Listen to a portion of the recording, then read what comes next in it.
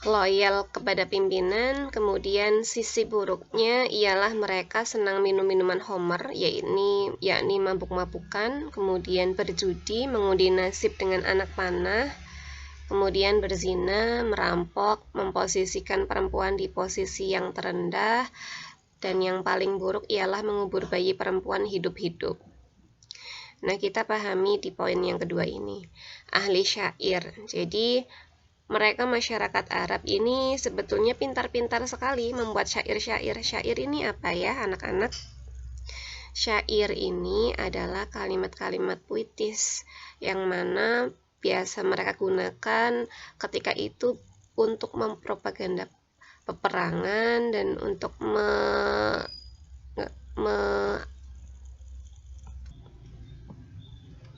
menjadikan syair ini sebagai alat komunikasi yang paling banyak berperan, baik di masa damai maupun di masa berperang. Pada umumnya mereka menggunakan syair sebagai alat untuk membanggakan keunggulan-keunggulan yang mereka miliki, dan tokoh-tokoh ahli syair masa jahiliyah yang sangat terkenal di sini antara lain yaitu Muhalhil bin Robiah at-Taqlibi, kemudian Umrul Qais, Zuhair bin Abi Sulma, ada lagi Lubaid bin Robiah, kemudian Antarah bin Syaddad, dan Asya bin Qais, dan karya-karya ahli syair yang dibacakan di tengah halayak ramai seperti pasar Ukas dan sebagainya. Jadi karya-karya syairnya mereka itu sangat berpengaruh ketika itu. Kemudian kebiasaan buruknya. Di sini kebiasaan buruk mereka ini adalah minum minuman homer. Mereka seringkali mabuk-mabukan, padahal minum homer ini adalah haram. Mabuk kenapa diharamkan? Karena mengandung alkohol yang bisa merusak syaraf-syaraf tubuh manusia. Alkohol kenapa diharamkan? Karena ini merusak. Dan homer ini sifatnya memiliki kecanduan. Jadi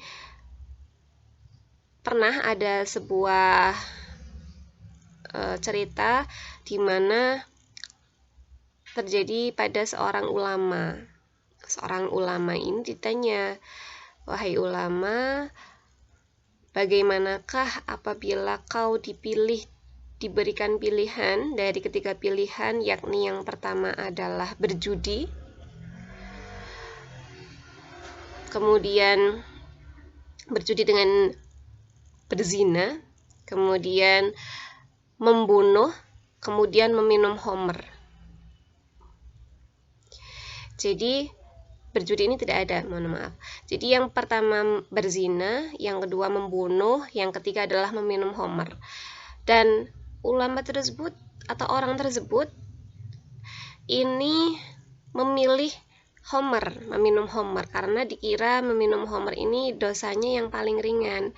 Kalau berzina dia akan bisa dihukum mati karena sudah memiliki keluarga, akan dicambuk sampai mati.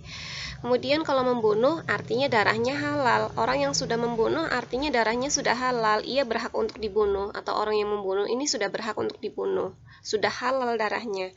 Akhirnya ia memilih yang ketiga, meminum homer, karena dinilai ketika ia meminum homer maka ia hanya akan mendapatkan dosa kecil ketika itu, hanya menengguk homer ketika itu. Kemudian ia memilih minum homer, dan apa yang terjadi? Ia melakukan semua dari pilihan-pilihan dosa tersebut. Ia membunuh, ia berzina dahulu, melakukan zina, kemudian membunuh. Karena apa? Akal sehatnya sudah tidak bisa digunakan. Orang yang sudah meminum homer, mabuk-mabukan, akalnya sudah tidak bisa digunakan. Sudah kelayangan, sudah tidak sadar dengan alkohol, dan itu membuat kecanduan, akhirnya rusaklah saraf-saraf tubuhnya. Kemudian hal yang paling buruk yang akhirnya mereka ini disebutkan sebagai masyarakat jahiliyah juga karena mereka sering mengubur bayi perempuan ini hidup-hidup, karena bayi perempuan bagi mereka dinilai sebagai aib. Perempuan dinilai tidak bisa melakukan apa-apa, hanya bisa melakukan pekerjaan rumah di belakang dapur, masak, mengumbai, dan lain-lain. Tidak bisa dibawa untuk berperang dan lain sebagainya. Akhirnya masyarakat ini merasa jika memiliki bayi perempuan itu adalah aib. Malu memiliki bayi perempuan, yang akhirnya banyak dari mereka, tidak sedikit dari mereka yang akhirnya mengubur bayi perempuan hidup-hidup. Na'udzubillahi min dzalik. Yang ketiga adalah kondisi ekonomi masyarakat Mekah pra-Islam, di mana kondisi perekonomian masyarakat Mekah ini terbilang maju. Dikarenakan mereka besar karena berniaga. Berniaga ini apa kira-kira? Berjual beli. Jadi berdagang. Selain berdagang, mereka juga sebagian ini bertani dan berternak.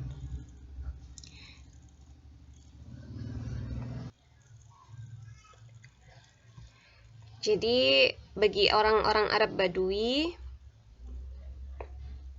mereka berternak menjadikan sumber utama kehidupan mereka. Mereka berpindah-pindah tempat guna keperluan menggiring ternak-ternak mereka ke suatu wilayah yang sedang hujan, kemudian subur. Jadi kehidupan mereka ini berpindah dari satu daerah ke daerah yang lain atau nomaden. Nomaden ini artinya tidak memiliki tempat tinggal yang menetap, berpindah-pindah, mengikuti dengan mata pencaharian mereka saat itu. Lawan katanya nomaden adalah mukim. Mukim ini adalah menempati atau menetap di suatu wilayah. Jadi nomaden lawan katanya dari mukim.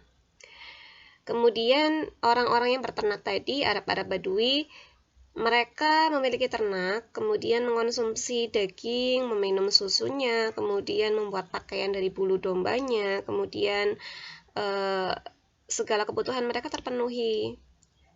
Dan ketika mereka tidak memenuhi kebutuhan, mereka akan menjual beberapa ternaknya kepada orang lain.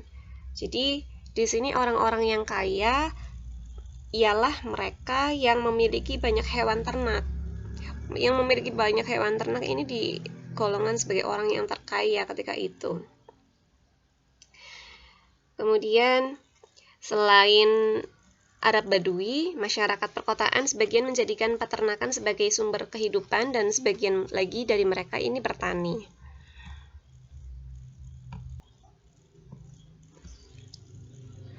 Nah, yang keempat adalah kondisi politik masyarakat Mekah sebelum Islam. Yang mempengaruhi politiknya ialah antara lain kekaisaran Bizantium atau Romawi, kemudian kekaisaran Persia di Iran, kemudian dan pemeluk agama Zoroaster.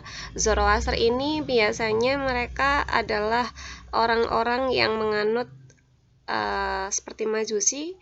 Jadi kalau mereka beribadah, aliran atau nyala-nyala api itu tidak diredupkan, karena itu sebagai sinyal bahwa dewa itu hadir ketika itu. Itu agama Zoroaster serta dinasti Himyar.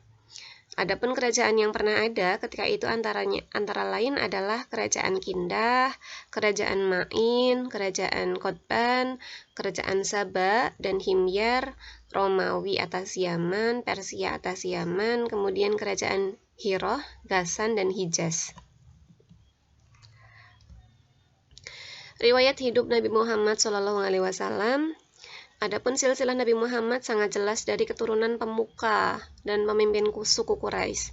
Ayahnya bernama Abdullah bin Abdul Muthalib dan Hashim bin Abdi Manaf bin Qusay bin Kilab, Murrah bin Ka'ab bin Lu'ay bin Ghalib bin Fihr bin Malik bin Nadar bin Kinanah bin Guzaimah bin Mudrikah bin Ilyas bin Mudhar bin Nizar bin Ma'ad bin Adnan, sedang ibunya adalah Aminah binti Wahab bin Abdi Manaf bin Zuhrah bin Kilab. Beliau berasal dari suku Quraisy yang mempunyai kedudukan utama dalam kemuliaan dan kedudukan yang tinggi di antara bangsa Arab.